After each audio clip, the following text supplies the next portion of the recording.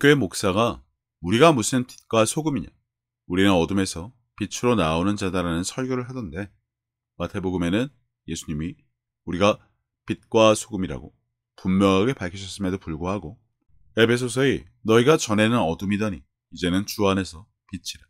빛이 자네들처럼 행하라를 바탕으로 이를 주장하는 것 같은데 짧은 목회자의 생각으로 성경에 대한 폭넓은 이해가 없어 성경 말씀보다 인간의 논리를 우선시하면 이처럼 주님의 말씀을 정면으로 반박하는 일이 있을 수 있습니다. 지금 대부분의 한국교회가 성경 사역을 부정하며 성령 모독을 일삼는 말을 입에 담는 것처럼 말입니다. 이는 믿는 자의 정체성을 부정하고 성경, 특히나 주님 말씀의 권위를 약화시킬 수 있는 발언이라 의도가 무엇이든 극히 조심을 했어야 하는데 성경에서 너희는 빛이다 라고 선언하신 예수님의 말씀은 그 자체로 절대적이고 최고의 권위를 가집니다. 만일 목사가 이를 부정하거나 다른 주장을 위해 성경을 근거로 삼아 자신의 주장을 하고자 했다면 좋게 말해 성경을 해석하는 것에 있어 인간적인 관점이 지나치게 강조된 것일 수 있습니다. 그 결과 믿는 자들에게 빛과 소금으로서의 정체성을 강조하는 대신 이를 부정하는 메시지는 신앙생활의 방향성을 흐릴 가능성이 있을 뿐이고요. 하지만 인과관계가 아닌 설사 성경에 기록된 구절이라 하더라도 주님의 말씀보다 위에 두는 주장은 결코 용납될 수 없죠. 오늘은 로마서 7장의 말씀을 나누고자 하는데 내가 행하는 것을 내가 알지 못하노니 곧 내가 원하는 것은 행하지 아니하고 도리어 미워하는 것을 행함이라. 만일 내가 원하지 아니하는 그것을 행하면 내가 이로써 율법이 선한 것을 시인하노니 이제는 그것을 행하는 자가 내가 아니요 내 속에 거하는 죄니라. 내 속 곧 내 육신에 선한 것이 거하지 아니하는 줄을 아노니 원하는 내게 있으나 선을 행하는 것은 없노라. 내가 원하는 바 선은 행하지 아니하고 도리어 원하지 아니하는 바 악을 행하는 도다를 통해 우리 신앙생활 속에서 자주 마주하는 깊은 내적 갈등과 변명 그리고 그 안에 숨겨진 숨은 의도를 향해 초점을 맞추고자 합니다. 한국교회가 구호처럼 외치는 오직 말씀, 말씀으로 돌아오라처럼 우리는 모두 말씀대로 살아야 한다는 사실을 알지만 현실 속에서는 하지만 이라는 핑계와 그렇지만 이라는 이유를 대며 뒤로 물러서는 경우가 많습니다. 이런 태도는 단순한 연약함의 문제가 아닙니다. 이는 우리가 얼마나 하나님의 사랑을 제대로 알고 믿고 행하고 있는지 돌아보게 만드는 거울과 같으니 스스로 점검하고 회개하는 기회로 가져야 할 것입니다. 우리는 말씀대로 살아야 한다는 것을 머리로는 잘 알고 있습니다. 그러나 실제로 알지만 이라는 변명만 하며 그렇게 살지 못하는 이유는 무엇일까요? 이유는 간단합니다. 우리의 신앙이 진정한 믿음과 하나님의 사랑에 기초하지 않았기 때문입니다. 많은 사람들이 나는 연약해서 믿음이 없어서 그렇게 못해. 말씀을 너무 이상적이라 현실에서는 실천하기가 불가능해. 사람이 어떻게 말씀대로만 살아와 같이 이 말들은 본질적으로 하나님의 사랑과 능력을 부정하는 것입니다. 하나님은 우리가 도저히 불가능한 일을 하라고 요구하시지 않습니다. 예수님께서는 이미 십자가에서 우리의 죄를 담당하시고 성령을 통해 우리 안에 능력을 주셨습니다. 그렇다면 문제는 우리가 이를 믿고 붙잡고 행하지 않는 우리 믿음의 부재에 있습니다. 대부분의 신자들은 머리로는 알지만 마음으로 믿지 않고 삶으로 행하지 않으니까요. 대표적 변명들 중에 하나는 하지만인데 이 핑계는 종종 말씀을 듣고도 지금은 바빠서 못해요. 제가 그만한 믿음은 아직 없어요. 이건 제 상황 때문에 불가능해요 라는 변명을 한다는 것입니다. 이러한 핑계는 결국 하나님보다 자신의 한계, 상황, 문제를 더 신뢰하는 태도에서 비롯된 것이죠. 신뢰라기보다 어쩌면 이미 그것의 노예가 된 자들이나 할 소리라고 보는 것이 더 합당할 것 같네요. 이러한 태도를 가진 사람들은 기도조차도 자기 중심적으로 드리는 경우가 많은데 해주세요, 도와주세요, 소망합니다, 들어만 주시면이 대표적으로 이는 하나님을 자신의 종처럼 취급하며 거래를 하는 행위에 불과합니다. 믿음은 우리의 상황과 한계를 넘어 하나님이 누구신지를 신뢰하는 것입니다. 하나님의 사랑과 능력은 우리의 변명보다 크며 우리의 약함보다 강합니다.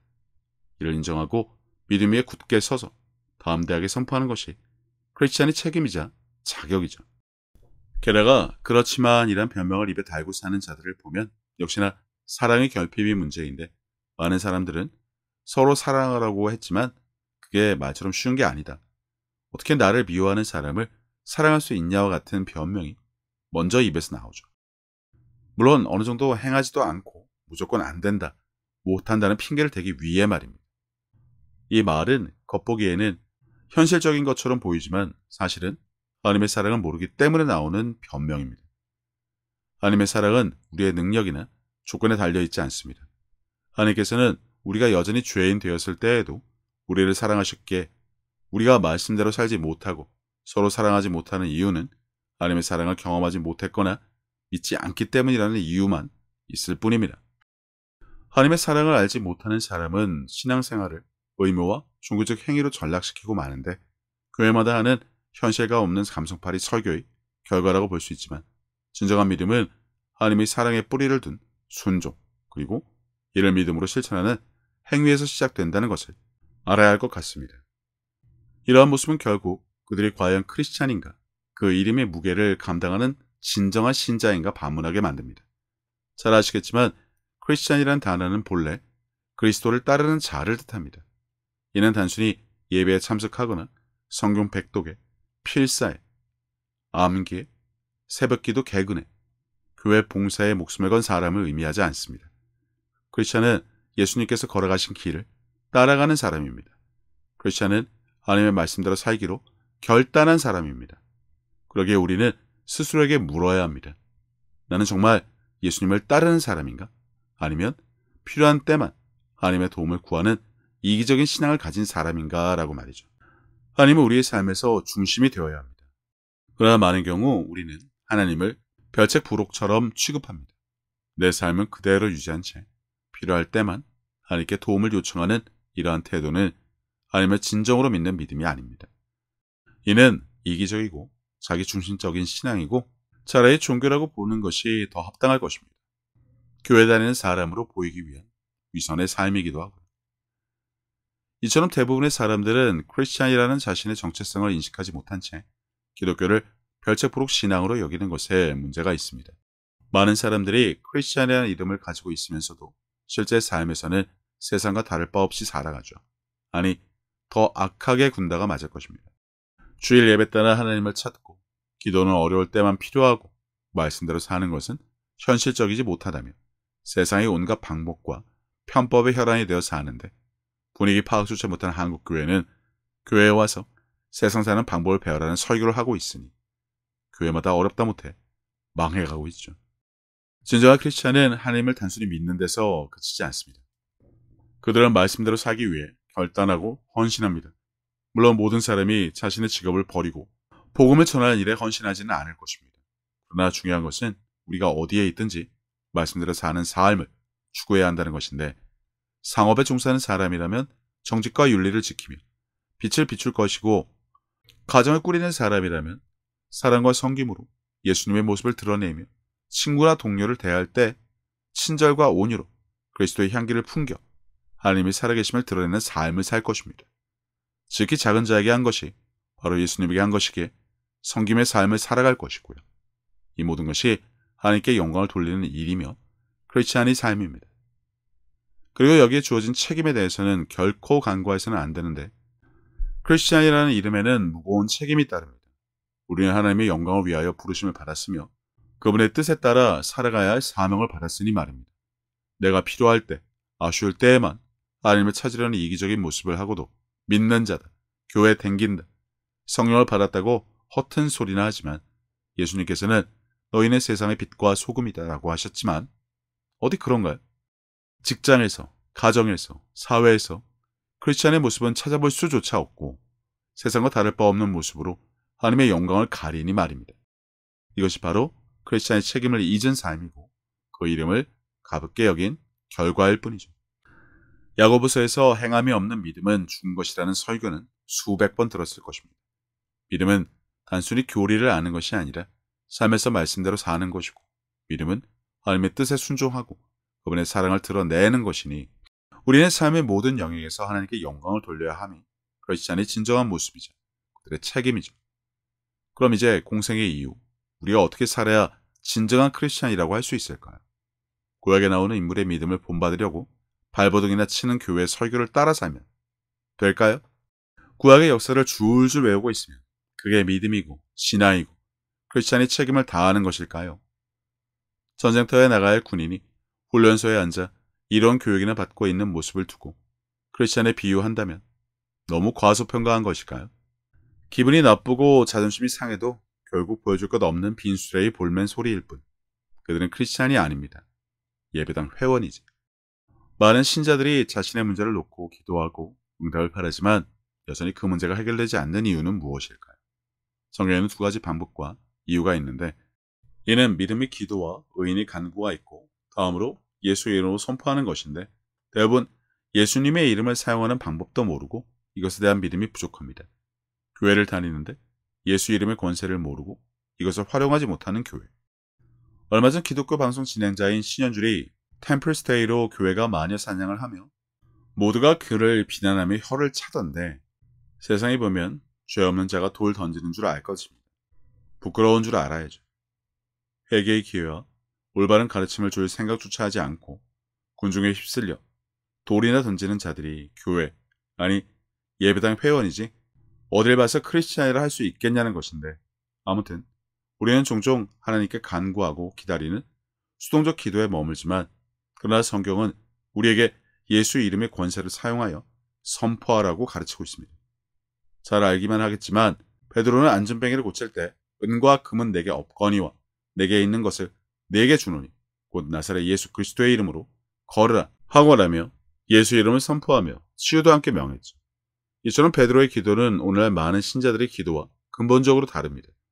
베드로는 문제 해결을 기도의 형태로 요청한 것이 아니라 예수 이름의 권세를 사용해 선포했습니다. 마치 공생의 기간 예수님이 하신 것과 똑같이 말입니다. 그는 자신의 기도가 이미 응답받을 것이라는 확신 속에서 행동했는데 이는 단순한 기도나 요청이 아닌 믿음의 선언이라는 것.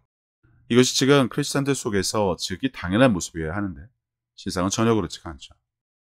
이처럼 수동적 기도는 하나님께 모든 것을 맡기며 기다리는 태도인데 물론 기도의 중심에는 하나님에 대한 신뢰와 겸손이 있어야 합니다만 문제는 우리가 하나님께 이미 주어진 권세를 사용하지 않고 그저 응답을 기다리는 것에 머무르는 경우가 압도적으로 많다는 것입니다.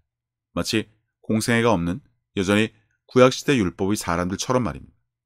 예수님께서는 제자들에게 내 이름으로 무엇을 구하든지 내가 행하리니 라는 말씀까지 주셨는데 말입니다. 교회마다 이를 가르쳐 지키게 하나요? 아니죠. 목회자들이 하지 못하는 모든 것을 사도와 제자의 죽음으로 다 끝났다고 말입니다. 성령 사역도 말이죠.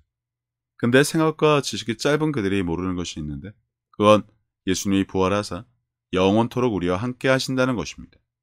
그런데 알지만 하지만 그렇지만이란 변명이나 되지 그 이름의 권세도 몰라 사는 방법도 몰라 배운 적도 없어 들어도 써먹지를 않아 결국 교회마다 어렵고 신자들은 아우성을 치며 기도 응답이 없다 내게 말씀을 주시지 않는다 나를 사랑하지 않으시는 것 같다는 헛소리만 늘어놓던데 이 말씀은 단순히 하나님께 구하라는 요청이 아니라 믿는 자라면 이제부터 베드로가 그랬던 것처럼 예수님의 이름으로 행하라는 명령으로 알고 이를 실천해야 한다는 것입니다. 예수님은 공생의 기간 제자들을 왜 데리고 다니셨을까요? 그들에게 보고 배우라고 견습생으로 삼아 승천하신 후 주님의 일을 이어서 할 제자로 삼기 위하셨던 것이죠. 그럼 사도와 제자는 이미 다 죽었는데 기독교는 왜 여전히 남아있을까요? 성경적인 제자도 없고 능력도 없는 지금 말입니다. 성령 사역, 기사와 표적 등 모든 것이 끝났으니 오직 기록된 말씀만 있으면 된다는 억지나 부리는데 말입니다. 주님도 죽은 나사로에게 나오라고 명하셨을 때 베드로도 안진뱅이에게 일어나 걸으라고 예수 이름의 권세를 알고 믿고 명하였을 때 기사와 표적이 일어났던 것을 기억하기 바랍니다. 즉 우리가 재정 문제나 질병 앞에서 단순히 도와주세요 라고만 기도한다면 그래서 간절히 매달리면 믿음이 좋다는 말은 듣겠지만 이는 우리가 예수 이름의 권세를 진정으로 믿지 않는 것입니다. 안 되는 이유, 못하는 이유, 어려운 상황만 늘어놓는다고 문제가 해결되지 않습니다. 말씀 대신 거기에 관심을 두는 이상 기도해서 해결해 주세요 라고 간구한다고 해서 될 일도 아니란 것 잘 아실 것이고요. 말씀을 믿음으로 행하지 않으면 겨자씨만한 문제 해결을 위해 산덩어리만한 믿음을 키우느라 허송세월할 뿐이겠죠. 성경에는 그런즉 너희가 무엇이든지 기도하고 구하는 것은 바른 줄로 믿으라. 그리하면 너희에게 그대로 되리라는 말씀이 있습니다. 이는 단순하게 기도 응답을 확신하라는 것입니다. 어느 영상에서 다루었지만 예수님이 죄사함과 질병 치유의 선포 중 무엇이 더 쉽겠냐고 하신 것처럼 기도하고 응답을 기다리는 것과 예수 이름으로 선포해서 질병이 치유받게 하는 것 중에 무엇이 더 쉬워 보입니까? 육신의 노력으로 내가 무엇인가 해보려고 섣부르게 덤벼 일을 망친 경험이 있을 테니 고민을 하기 전에 한 가지만 아시기 바랍니다. 우리는 예수님의 이름으로 놀라운 권세를 부여받은 사람들입니다.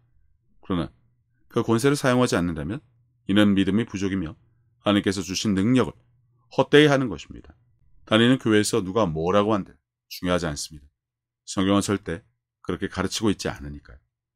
예수 이름은 물론이고 말씀을 입으로 담대하게 선포하지 못하고 걱정과 근심과 염려와 불안을 이야기하는 당신, 과연 크리스찬이 맞는지 스스로 점검하는 기회가 되었으면 합니다.